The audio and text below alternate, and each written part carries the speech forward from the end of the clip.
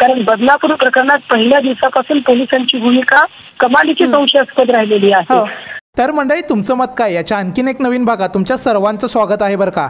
तर काही दिवसांपूर्वी बदलापूरमध्ये जे प्रकरण झालेलं त्याचा आरोपी अक्षय शिंदे याचा एन्काउंटर झाला, तर याबद्दल मला पहिली तर तुमची मतं जाणून घ्यायची आहेत, पण त्याचबरोबर याच विषयावरती सुषमा अंधारेंनी त्यांचं मत काय मांडलं आहे ते पाहूयात।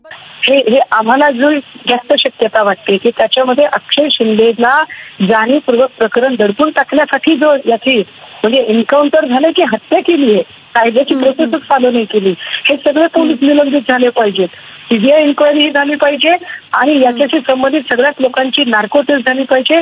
कारण बदलापूर प्रकरणात पहिल्या दिवसापासून पोलिसांची भूमिका कमालीची संशयास्पद राहिलेली आहे आणि अशा सगळ्या परिस्थितीत गृहमंत्र्यांनी तर 1 मिनिट पण आता पदावर राहू नये। तर अजय वाडसकर यांचं असं म्हणणं आहे की एकीकडे आरोपीला फाशी झाली म्हणून आंदोलन करायचे आणि त्याला मारले गेले तर प्रश्न निर्माण करायचे। आजीचा म्हणणे म्हणजे चीत भी मेरी और पट भी मेरी यासारखे झाले कि जब भी जी चाहे तो नई दुनिया बसा लेते हैं लोग, एक चेहरे में कई चेहरे लगा लेते हैं लोग। बात तो सही है।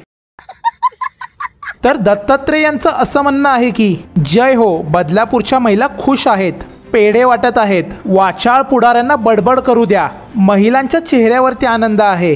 यांनी कोणाकोणाला चुना लावल्या अख्ख्या महाराष्ट्रामध्ये माहित आहे। तर ॲडव्होकेट प्रज्ञा पवार यांचं असं म्हणणं आहे की एन्काउंटर म्हणजे शिक्षा आहे का? मग त्या शिल्पकार आपटेचा पण असेच एन्काउंटर करणार का? हिट अँड रन करणाऱ्या बावनकुळेच्या मुलाचा पण एन्काउंटर करणार का?